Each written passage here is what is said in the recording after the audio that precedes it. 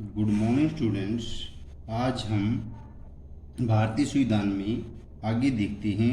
लोकतंत्र में हम अपना नेता खुद चुनते हैं ताकि हमारी और वे सत्ता का जिम्मेदारी के साथ इस्तेमाल कर सकें। फिर भी इस बात की संभावना हमेशा रहती है ये नेता सत्ता का दुरुपयोग कर सकते हैं। इस तरह की विकृतियों से बचाव का उपाय संविधान में मिलता है।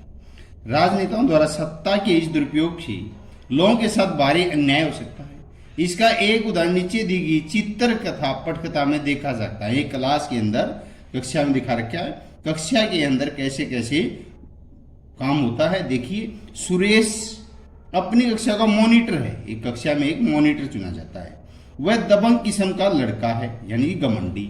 उसके सहपाठी भी उसे पसंद नहीं करते। क्लास टीचर श्रीमती राव अचानक किसी काम से बाहर जाना चाहती है।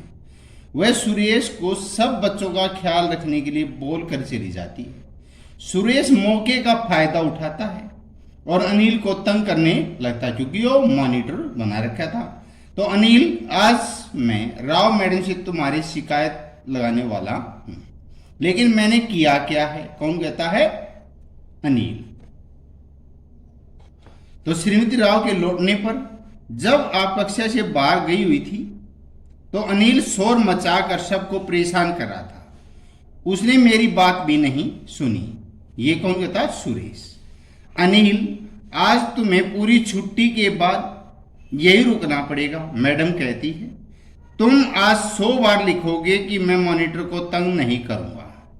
लेकिन मैडम, मैंने तो कुछ भी नहीं किया। यानी कि ये मॉनिटर इसको बेवजह तंग करके ऐसा बदला लेना चाहता है। कई बार क्लासों में कक्षाओं में ऐसा देखा गया है। तो लोकतांत्रिक समाज में भी प्राय संविधान में ऐसे नियम तय करता है जिनके द्वारा राजनेताओं के हाथों सत्ता के दुरुपयोग रोका जा सकता है। भारतीय संविधान में ऐसे बहुत सारे कानून मौलिक अधिकारों वाले खंड में दिए गए हैं। कक्षा 7 में पुस्तक में दिए गए दलित लेखक ओम प्रकाश बाल्मीकि के अनुभव की कुछ याद है। उस अध्याय में बताया गया था ओम प्रकाश को दलित होने के कारण किस तरह भेदभाव का सामना करना पड़ा। वहां आपने पढ़ा था कि भारतीय संविधान के सभी व्यक्तियों को समानता अधिकार देता है।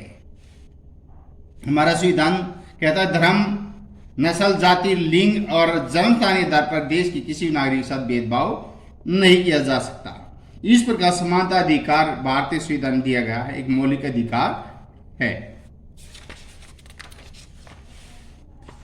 तो ऐसा ही देखो, खेलों की घंटी शुरू होती है कक्षा में। चलो आज कुछ अलग खेलते हैं, बास्केटबॉल खेलते हैं। नहीं, हम तो क्रिकेट खेलेंगे। यानी कि लड़के क्रिकेट खेलना चाहते हैं, लड़कियां बास्केटबॉल खेलना चाहती हैं। तभी शिक्षक आता है।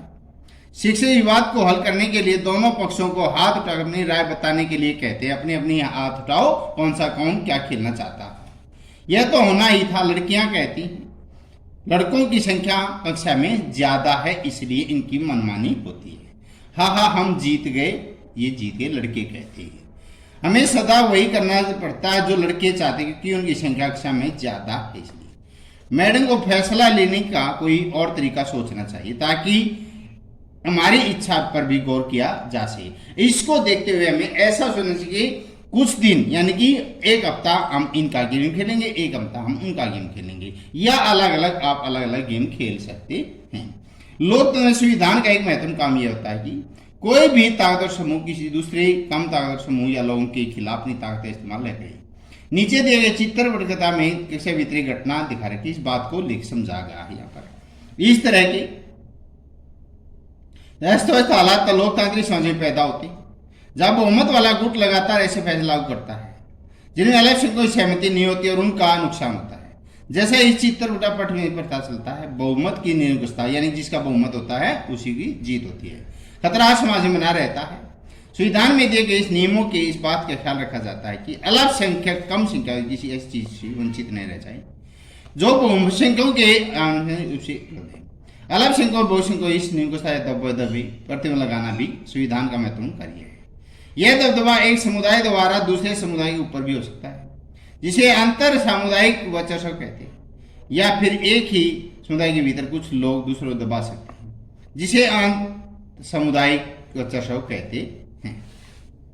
संविधान क्यों होना चाहिए?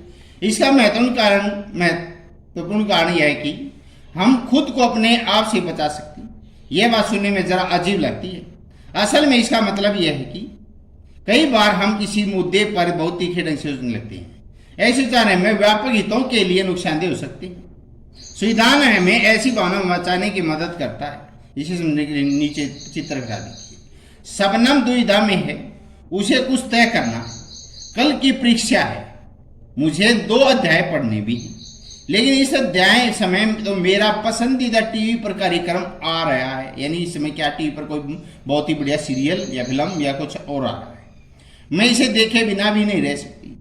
अगर मैं ऐसा करती हूँ तो ये दोनों अध्याय नहीं पढ़ पाऊंगी। यानी कि अगर टीवी देखा तो पढ़ नहीं सकती। तो शबनम तुम परेशान लग रही हो, क्या बात है? माता पिता पूछते हैं उसे। मुझे यह टीवी कार्यक्रम देखना है, लेकिन कल मेरी परीक्षा भी है। यानी माता पिता ने पूछा, बेटा तुम क्यों परेशान हो? तो मैंने बताया कि टीवी पर कार्यक्रम मुझे देखना है, लेकिन कल मेरी परीक्षा भी है। अगर आप लोग टीवी देखें तो मेरा भी टीवी देखने का मन जरूर करेगा। मुझे एक बात सूझ रही है, क्या कि अगर आज की रात कोई भी टीवी ना देखे तब शायद मेरा भी मन नहीं ललचाएगा। यानी कि कोई भी टीवी नहीं देखेगा तो आराम से बच्चा पढ़ाई कर सकता है। अच्छा हुआ मैंने कल टेलीविजन नहीं देखा। उन आखिरी 2 अध्यायों से इतने सारे सवाल आए हुए हैं कि आराम से हल किए बच्ची ने। हाँ, संविधान में ऐसे फैसले नहीं भी रोक सकता है जिनसे उन बड़े सिद्धांतों ठेस पहुंच सकती है जिन्हें देश आस्था रखता है। उदाहरण के तौर पर हो सकता है कि लोकतंत्र को मानने वाले अधिकांश लोग गंभीरता से महसूस करने लगे। दलगत राजनीति यानी पार्टी पॉलिटिक्स बहुत विकृत हो चुके फैल चुके, इसलिए अब चीजों दुरुस्त करने में किसी तानाशाह को शासन सौंप देना चाहिए। फौजी शासन हो जाना चाहिए। इस भावना बहकर लोग बहुधा इस बात महसूस नहीं करते। भाई लंबे दौरे में सही शासन को उनकी सारी हितों को तहस नहीं कर देगा।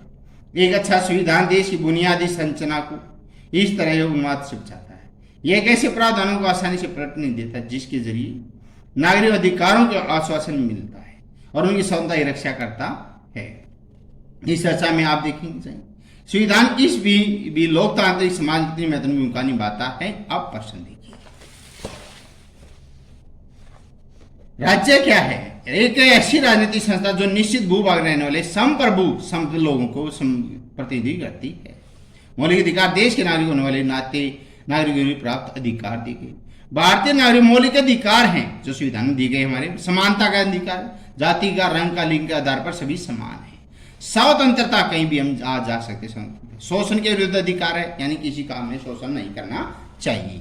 धार्मिक स्वतंत्राधिकार, हम किसी भी धर्म में आस्था रख सकते, किसी भी धर्म मन बना सकते। सांस्कृतिक, शैक्षणिक, पढ़ने की, सांस्कृतिक, खान पान, रहन सहन की शिक्षा, संवैधानिक उपचारों का अधिकार भी दिया गया है। जो हमारे अधिकार है उनको माना गया है। धर्मनिरपेक्षता ऐसी स्थिति जिसे राज्य अधिकार तरफ से किसी भी धर्म को राष्ट्र के धर्म के रूप में बढ़ावा नहीं देता।